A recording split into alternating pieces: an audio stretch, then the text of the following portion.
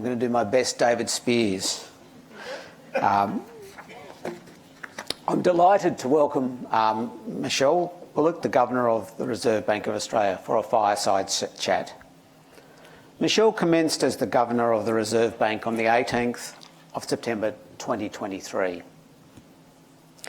Michele is the Chair of the Reserve Bank Board, Chair of the Payment Systems Board, and Chair of the Council of Financial Regulators.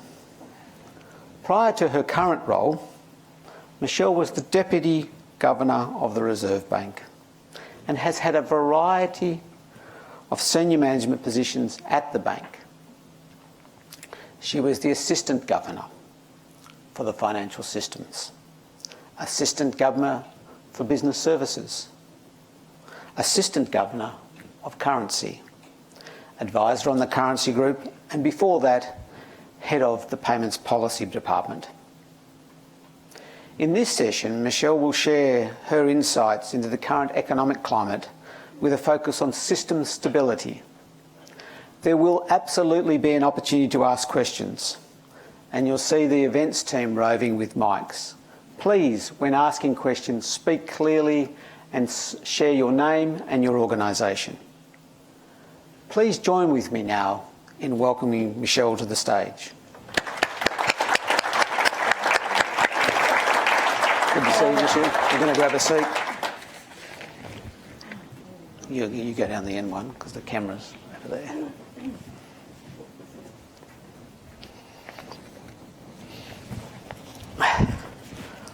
Well, lovely to see you, Michele. Thanks for joining us. Thank you. So just to kick off with an opening question, obviously in the economic statement or the outlook that was raised in May this year, the RBA announced that there was expected to be subdued for the remainder of this year because of the high interest rates, cost of living pressures and decline in household wealth. Just to open up the conversation, can you just give us a bit of your current view of the economic climate as we head towards the end of 23 and into 24? Sure, Tim, thanks. Fireside chat, the weather actually lends itself to that, I think. Look, I'd have to say, first off, I think it's a challenging economic environment. What we're observing is that we think monetary policy is starting to bite. We're seeing a slowdown in consumption. We're seeing, in fact, per capita consumption decline, and what in fact is keeping aggregate consumption growing is population growth. As many of you know, we've had quite a lot of immigration post-pandemic. But generally we'd say consumption is pretty subdued.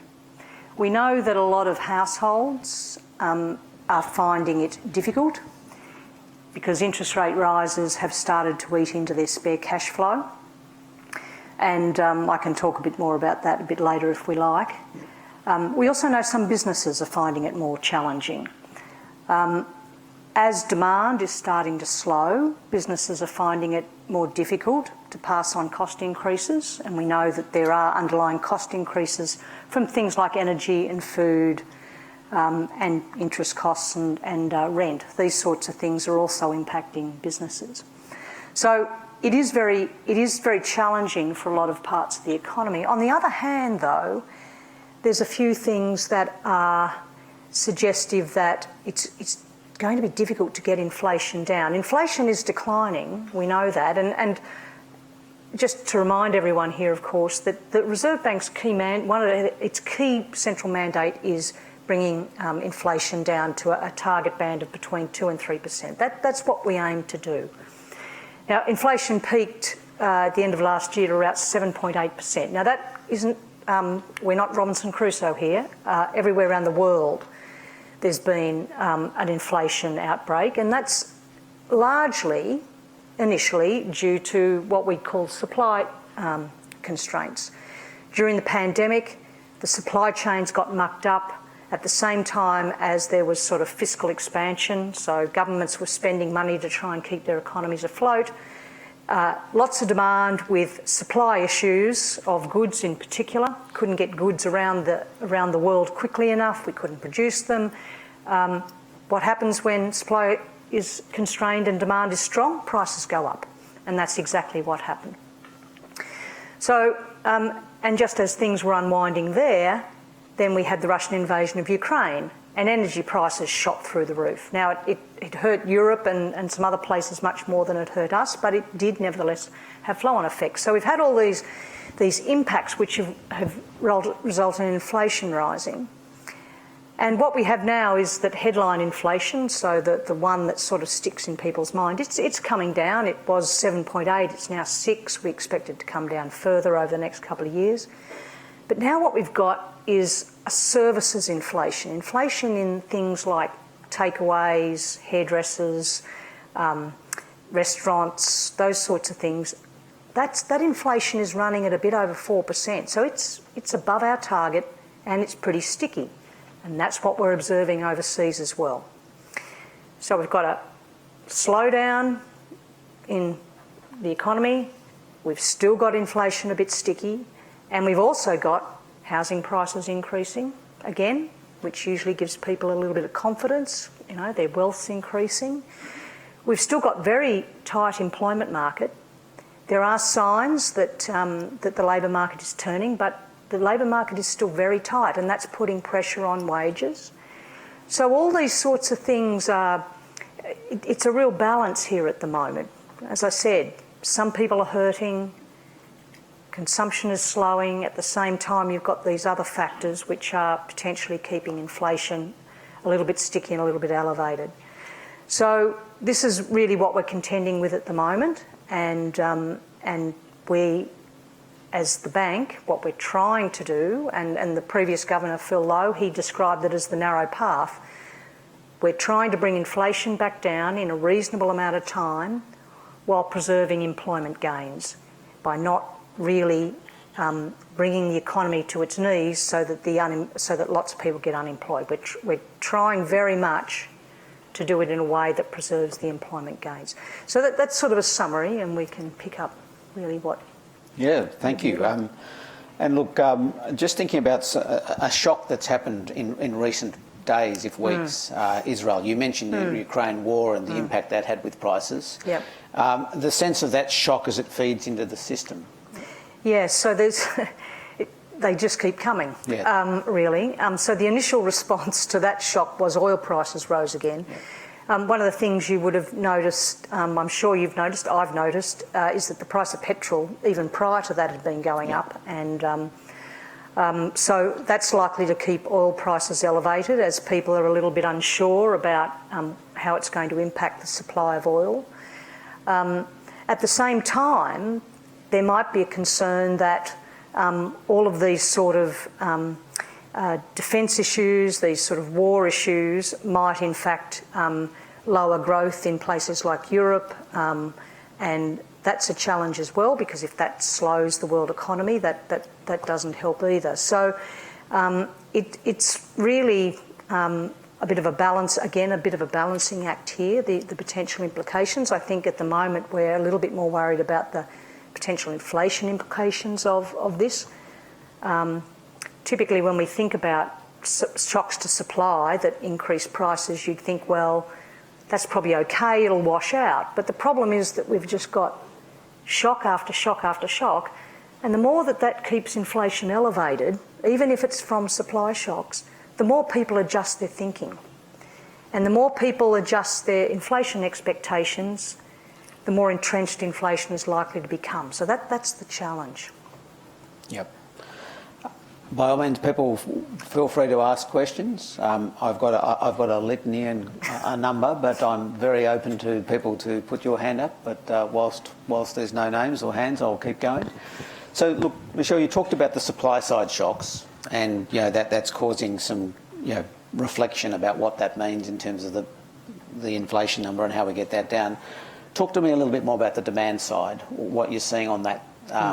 Just unpack a little bit more of that. Sure. Yeah. Okay, so as I said earlier, we are seeing demand slow, and we're seeing it in consumption. Consumption, as I said, actually per capita consumption is declining. So that means that every person in Australia is consuming less than they were a few months ago or a year ago. But because the population is growing, then that is actually meaning that aggregate consumption is being held up. Now, the sorts of things that we are seeing people start to cut back on are discretionary goods and services, which is part of the way through which monetary policy works its way through the system. That's what we expect. So this is entirely what's to be expected. We also know that monetary policy operates with lags. So we don't think we've seen the full impact of interest rate rises yet on consumption, but so we are expecting to see discretionary consumption decline further. And if you talk, so we have a business liaison program where we go out and we talk to businesses, and the sorts of stories we get from them are that people, they have smaller basket sizes, so they go in and they buy less than they did, or they're trading down to home brand or something like that. So there's signs that people are taking measures at the margin, and this would be particularly, I think, the case for people that are being impacted by higher interest rates, because they're having to, if they want to make their mortgage payments, they're going to have to cut back on some discretionary spending. We also know from our recent financial stability review, so we released that a couple of weeks ago now, and we did a good bit of analysis in there about looking at distributions of individuals and how they're coping. And there is a small but not insignificant group of people who look like their income is not going to be able to cover mortgage payments and their essential expenditure. So there is a group of people that really are hurting here, and that's going to be very challenging for them. There's one caveat to all of this though, and that is that during the pandemic, Australians as a whole built up a substantial amount of savings because we couldn't spend. We spent what we could on computer monitors and new televisions and these sorts of things, but we couldn't go out, we couldn't go to restaurants, and the end result was that the savings in the Australian economy has been, there's been a substantial amount of saving, and it's still there. It hasn't been used yet. So it's quite possible that some of these households that are under stress might have buffers of savings that they can use to assist, and we have some signs that they're using those buffers. But it's also true that with interest rates rising, to the extent that those savings buffers are in offset and redraw accounts, they'd rather keep them there because they're not paying the high interest rates on their mortgage. So that's, I think, sort of the way we're seeing the consumption and the challenges for households unfolding at the moment. And just a little bit more, actually. I'd love to pass. So we can just get a mic down the front here. Good morning. Jill Lawrence from Chartered Accountants. I apologise to take you backwards, but I'd like to explore the word shock. Shock in common terms is something you don't know is about to happen and has a negative impact. I think in fiscal terms, what can the RBA do where a shock becomes simply a change? For example, Israeli-Palestinian conflict is not unknown. It does flare up. So why are we considering that a shock? Why are we not prepared for that? So I think a couple of things. It's not unknown, but I think the extent of it was a little bit, and the timing, I think, was. The thing about shocks sometimes is that you just don't know when they're going to occur. So some shocks are things that come completely out of the blue. I think Russian invasion of Ukraine, possibly. The pandemic, definitely. The concept of shock in the case of the Israeli-Palestinian conflict is, yes, it's been simmering, but I just don't think anyone expected it to happen exactly when it happened. Now, it wasn't as big a shock as either of the previous two, that's true, but it just adds a little bit more on top of two other previous shocks. It just adds a little bit more uncertainty. People aren't quite sure how long it's going to go. So now it goes into sort of the uncertainty bucket rather than the shock bucket, if you like, and how do we respond to that? So you know, we can use the term shock loosely, I guess, but usually they're things that are one-off events that have a reasonably clear impact on something that you weren't necessarily expecting right at that moment, is the way I would think about it. Thanks, Jill. At the front here. Tabitha Strickland from National Australia Bank. Thank you, Governor Bullock. I was wondering, just looking at the insolvency statistics and the arrears data for mortgages, they're still incredibly low. Most of them are well below pre-pandemic, and to me, that is surprising. Has anything surprised you about the resiliency of the consumer or of the business sector? I think, well, yes. Number one, insolvencies and arrears and all of those sort of indicators all went to historically low levels during the pandemic, and partly it was low interest rates. Partly I think it was the way that the banking system dealt with people that were in hardship. They took a very, I remember coining the term Team of Australia. Everyone was working together to make sure that we didn't let anyone try and slip through the cracks. So I think there was a large chunk of that as well.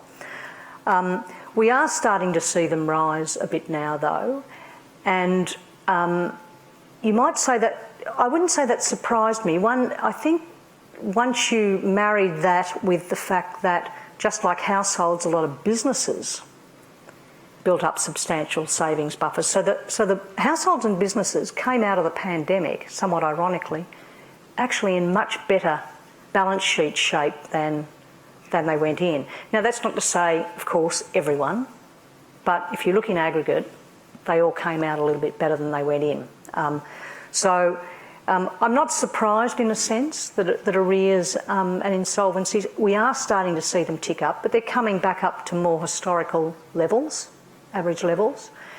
And that's a good thing. And at least if we can slow the economy without tanking it, if you like, then that will be good for those sorts of indicators, I think. So, hopeful. Thank you. Morgan. Sorry, can you hear me? Sorry. Hi, Michelle. Thanks, thanks, Tim. Michelle, Morgan Kelly from EY. I'm a restructuring practitioner and insolvency practitioner, so I wholeheartedly concur with my surprise at the level of insolvencies at the moment. Let's start by saying congratulations on your recent appointment, by the way, and it's possible there couldn't be a more interesting time for you to be taking the chair. I don't want to jinx it, but hopefully nothing else is going to come up. I just wanted to explore that comment you made about buffers before. We hear a lot about the resilience in spending, particularly in consumer spending and household spending, and a lot of that is attributed to savings. Are we looking at potentially a much sharper decline once those are all used up? Because that can't go on forever. It's been more than 12 months that we've been in a more normal environment, and we've had revenge spending and people going overseas and spending up on travelling and spending in restaurants, and particularly food and beverage spending has been very, very high. And personally, I've noticed I'm very surprised that we're not busier in restructuring now than I thought we would be. Is that something that factors into consideration, that all this saving is going to be used up at some point? And does that mean with where our settings are, we might be heading for a much sharper decline? By the way, I'm not saying that, hopefully, as a restructuring practitioner. It's I guess a couple of points. The first is that at an aggregate level, the savings rate is still positive. So Australians are still saving, they're just not saving as much as they normally would. And what we observe in particular with respect to households is that in normal times, people are usually paying off more on their mortgages than they have to. So if you like, they're saving. They like to save a bit more. What I would say at the moment is there was around about, I think we calculate around about $300 billion in excess savings accumulated over the pandemic period. And that really hasn't been run down yet. And it's actually the million-dollar question whether they will run it down, or will they regard it as, well, no, this now is part of my wealth. And there are some signs that people are starting to run it down a little bit, but there doesn't seem to be this wholesale, at the moment, spending of all this money that I've suddenly got in my account. And I think there's an important reason for that. A lot of those savings, not all, but a lot of those savings are in offset and redraw accounts with respect to mortgages. And as I said, people have a tendency to they do want to pay off their mortgages more quickly. And if anything, with higher interest rates on their mortgages at the moment, holding those savings in those offset and redraw accounts is actually very beneficial for them. They're basically not paying 7% on the chunk of money that they've got sitting in those accounts. So when I talked earlier about the potential impact of buffers, that's sort of what we're thinking about. What are people going to do with them? They may spend them, they may not. Now, I'd highlight the United States, where actually it seems that the United States has in fact run down its buffers. It's now it's running down savings, whereas we still are not doing so, and the indications so far at least are that there's not a wholesale running down of buffers. Again, that's in aggregate. There will no doubt be households that are doing that, but at an aggregate level there aren't any indications yet that that's happening. Thanks, Morgan. Any other questions? Yes. Hi, my name is Bettina Cooper. I'm a financial counsellor and strategy lead with Mob Strong Debt Help, the National First Nations Debt Helpline. I just want to go back to something you said. Yes, Australians have built up substantial savings, and you also said that it'll be about meeting the mortgage and cutting back on discretionary spending. It's my experience that a lot of First Nations people are generationally behind in asset building. That's because of colonialisation policies. And so there isn't anything left in discretionary spending. Yep. If you've been out to remote First Nations communities, you know that there's only one option for a store. So there is no option to cut back to a home brand product. It's the product that's available, or drive 5 hours to find something. Yep. So my question is, on the statistics you're offering and the aggregates you're offering, do you keep track of the First Nations people who are disadvantaged in this situation because we're generationally behind? I don't believe it's a very good question, and I fully understand it. We don't have statistics that break it down to that level. We have some statistics that break down mortgage holders. So we have some, through particular financial market instruments, we have some data on that. And when I was talking earlier about some of the analysis we've done, I was referring to analysis that we use those data for. But they don't actually talk about First Nations or anything like that. So we can't actually break those sort of information down. Now, it's possible that there is some data collected on that for specific purposes that I'm not aware of. But I absolutely take your point. But we can't drill down. We don't have data that allow us to drill down to specifically the issue you're talking about. I would come back, though, to the point that we have one instrument in our control, which is the interest rate. That's all we have. And we set policy according to aggregates. We're conscious and we do look at the distributions, but ultimately we have to set policy according to aggregates and what that will mean for inflation in aggregate. Because the other thing I would add, and this goes to First Nations people and as well, and low-income people in particular, that inflation hurts low-income people the most.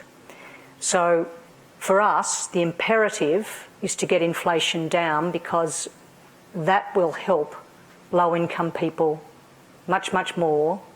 And the other point I would make is that low-income people have benefited most from the strength in the labour market. Their wages have risen the most, and they've achieved employment the most. Now, I accept that in remote communities that probably is not the case. But again, back to my point, I think we have one instrument. We will do our best to keep inflation low and stable. We want to bring it down. That will benefit all communities. And the government, with its much more targeted tools, is really the organisation that the government is the one that has to target those policies to the very disadvantaged people you're referring to. Yep.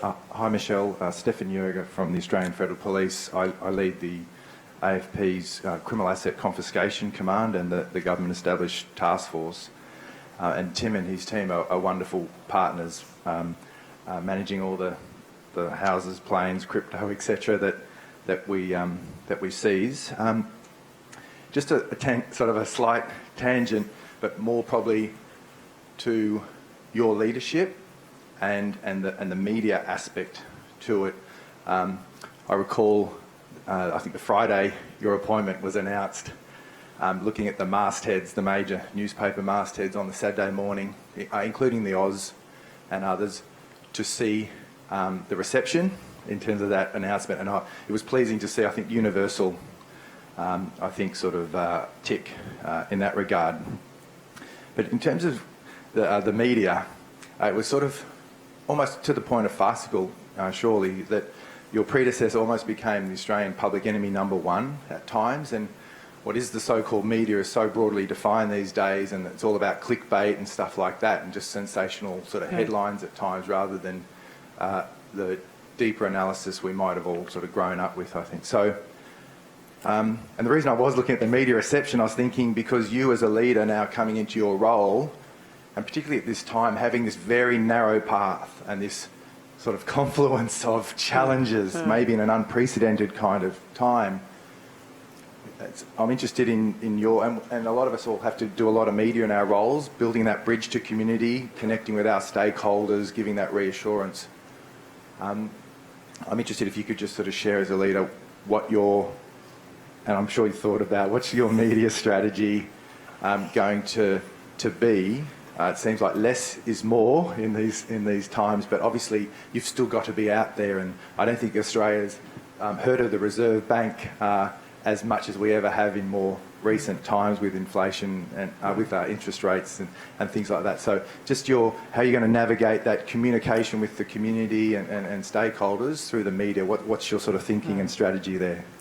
Well, hopefully got lots of good advisors that will help me with that. I wouldn't say it's a media strategy as such. I mean, I think what we want to do is communicate with the Australian people. And the media can help us to do that, but I wouldn't say we are aiming at media.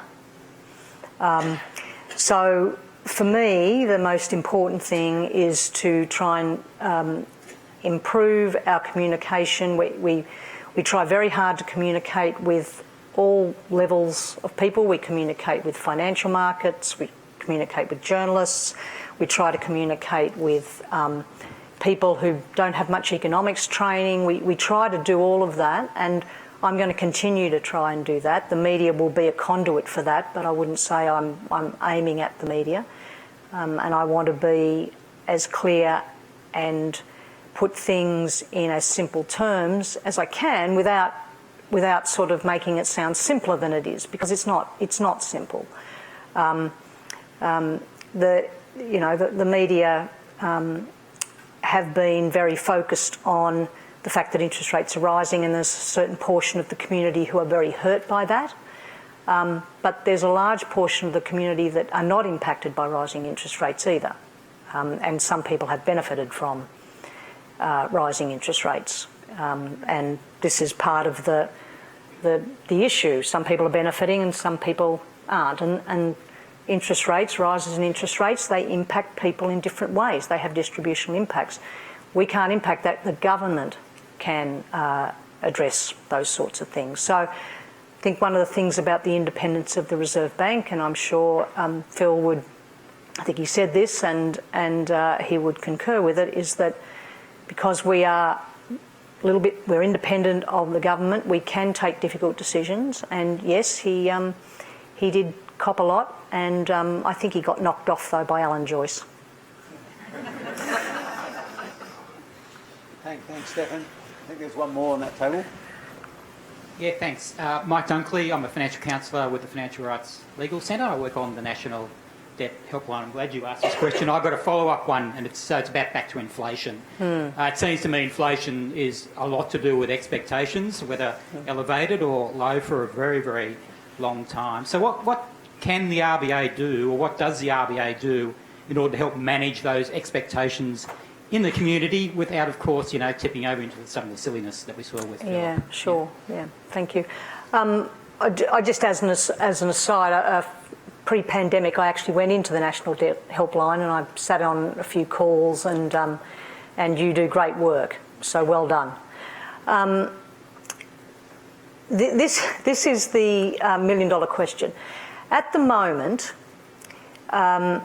inflation expectations for the very near term, like the next year, are elevated. They're high, and that's not unexpected, because a lot of the things that are in people's faces when they are doing their shopping or whatever, petrol prices, food prices, rents, all these sorts of things are going up. So inflation expectations are elevated. What we know so far, though, is that if you go out a bit further than that, if you look at financial markets expectations of inflation, so these are people who put their money where their mouth is, if you like, they're round about 2.5%. So they're reasonably anchored. So the challenge is to bring inflation back down in a reasonable period of time, that those expectations a year or so out don't get de-anchored. That's the challenge. Now, if inflation expectations continue to be really elevated in year after year, and we don't bring inflation back down, that will mean that it'll be harder to bring it back down in the future. So how do we manage that? One, we have to be very alert to it, and we have to alert people to the fact that if inflation continues to be higher than expected and the risks are on the upside, then we're going to have to respond with monetary policy. That's what we need to make people understand. Now, at the moment here, and in most countries overseas, most people believe that. Most people believe that central banks will do what it takes to get inflation back down to 2 to 3%. And I'd say that's still the case here in Australia as well. But the longer inflation stays above target, and the more people observe it happening in their day-to-day lives, the harder it will be.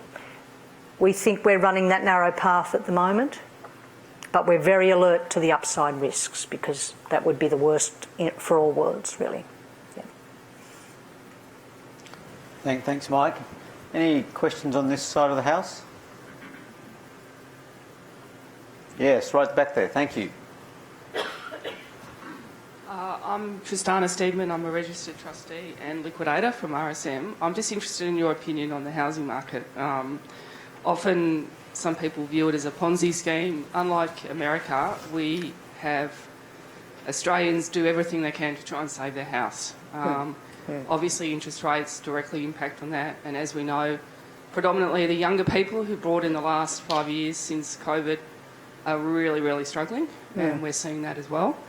So just interested to see whether, the government tried to increase supply, and also we've experienced a lot of builders, major builders, go under, and that's had a huge ripple effect down to the subcontractors, down to the, mum and dad, investors, homeowners. So, yeah, sure. Someone asked me earlier what surprised me. Actually, the housing market has surprised me a bit. So if you remember the history, when COVID first hit, housing prices actually declined. And then after a few months, they shot up, and they shot up about 25%. They really rose very, very sharply. And this was around the world, I should add. This happened all the way around the world. Then when interest rates started to rise, housing prices started to decline, and we thought that they would continue to decline. This is the existing housing stock, if you like. But actually they bottomed sooner than we thought, and basically now they're back to where they were in their peaks of the pandemic. Now there's a few things going on here, I think. One is that, as you alluded to, there's difficulties in the construction of new housing at the moment.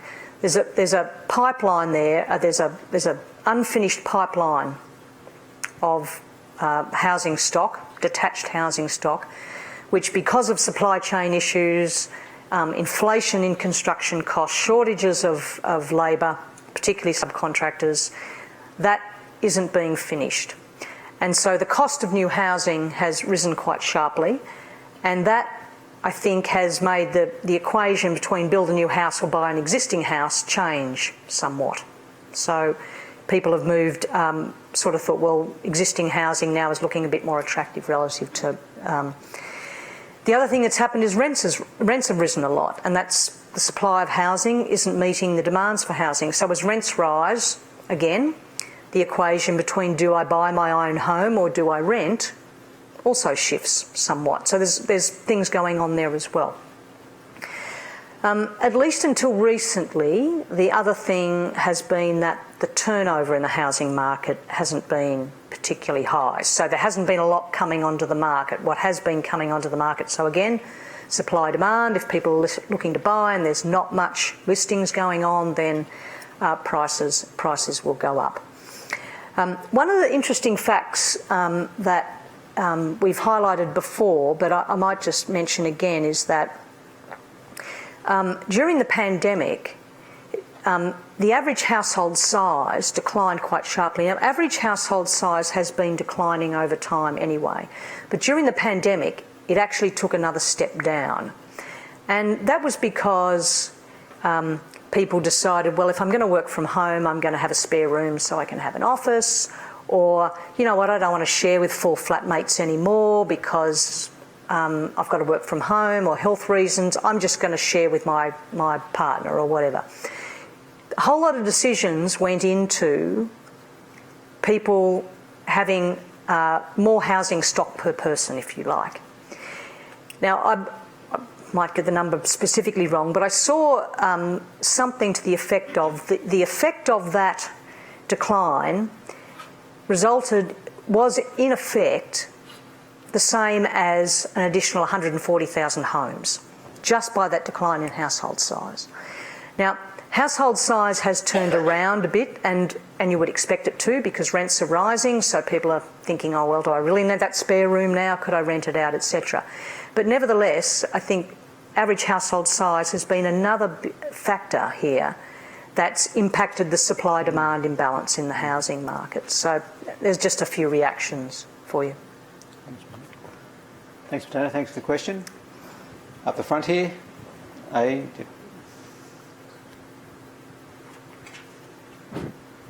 Michelle. Andrew Barner from Rogers Reedy, another insolvency practitioner and restructuring practitioner, also a fellow UNE alumni. How are you? A good country boy. Good. 2 questions. During the pandemic, this New World economic theory came out and said it would be non-inflationary and going through. So firstly, your opinion on this New World economic theory, whether it is New World or whether we've got to go back to the traditional models and going through. And secondly, you mentioned the 2 to 3% growth rate that the RBA has set for a long time. We know inflation is good, and moderate inflation is good for an economy to keep it growing, but that has been set for decades now. And is it time to look at that and readjust it and maybe push it to 3 to 4% or something like that? Has the paradigm changed? No, I don't think the paradigm's changed. And in fact, I think the experience post-pandemic demonstrates that inflation can still arises in circumstances where, I mean, what we had everywhere around the world really, but Australia as well, monetary policy and fiscal policy just really, really expansionary together. And lo and behold, inflation. Yes, there was supply issues associated with it. And I think initially when inflation took off, a lot of people said, oh, look, it's just supply side, it'll come off. But actually, demand was a big component of it. And I think the answer is, I don't think the paradigm has shifted. On the 2 to 3%, we recently had a review of the Reserve Bank, and they did look at this issue of our inflation target, and they came to the view that it remained appropriate. One of the things about changing the target comes back to the issues we were talking about before about inflation expectations. If you shift your target round too much, the public's not going to really be able to anchor on something. And one of the advantages of keeping the 2 to 3%, and let me just add as an aside, our inflation target's a bit more flexible than some other countries. They have sort of point estimates, so 2%, their target is 2%. We've always had this target band and sort of said, well, look, as long as on average over time it's in this band, we don't have to react too sharply if it rises a bit or falls a bit. We've got a bit of flexibility, and I think that's been to our benefit over a long period of time. And it's to our benefit now because we can say, well, okay, it's high, but we don't have to absolutely crunch the economy to get it down at all costs. We can take our time, provided we keep inflation expectations under control. I think if we were to review it and raise it, I think that would be immediately difficult for inflation expectations. 2 to 3%, it's a bit different than overseas, but it's around the ballpark of advanced economies, and I would say it's appropriate where it is. Thanks for the question. One last question. Matt, just down the front here.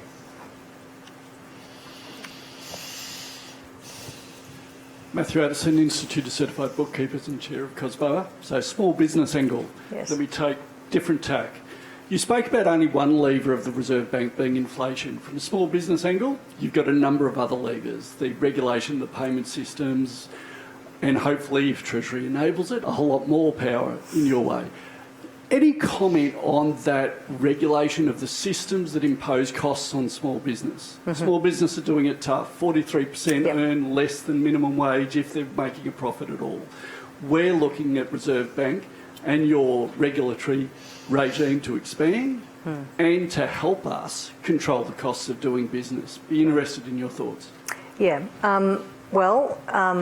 An issue very close to my heart, payment costs and payment costs to businesses and small businesses in particular. I've been fighting this battle since 1998 when we first lowered interchange fees and ended up in court with Visa and MasterCard. I'd say we've done more than almost any country around the world to try and get payment costs down for small businesses. It's been challenging recently because, as you mentioned, new players, in particular large tech companies, have made it, we don't think we necessarily have jurisdiction over them. We're pretty sure we don't. So that's made it challenging. Yeah. Well, that's the proposal that we will. We've spent a lot of time, we've been lowering interchange fees and merchant service fees through that purpose. We've been, as you know, big on least cost routing to try and get banks to offer that. We're still working on the banks to deliver that. That's been challenging, but we're making some progress. And hopefully the new expanded powers will allow us to have some leverage over some of the newcomers that are imposing extra costs in the system. You know, when I first started in payments, it was a very simple equation. There was a merchant, a consumer, an issuer of a card and an acquirer of a card. That's it. Now the chain of everyone taking their clip of the transaction, it's very, very long now. So I guess all I can say is we're still on the case. Yeah. Thanks, Matthew. Well, look, ladies and gentlemen, would you could please join with me in just thanking the Governor of the Reserve, Michele Bullock, to just share her perspectives and insights. Thank you very much. Thank you. Thanks, Tim. Have a great...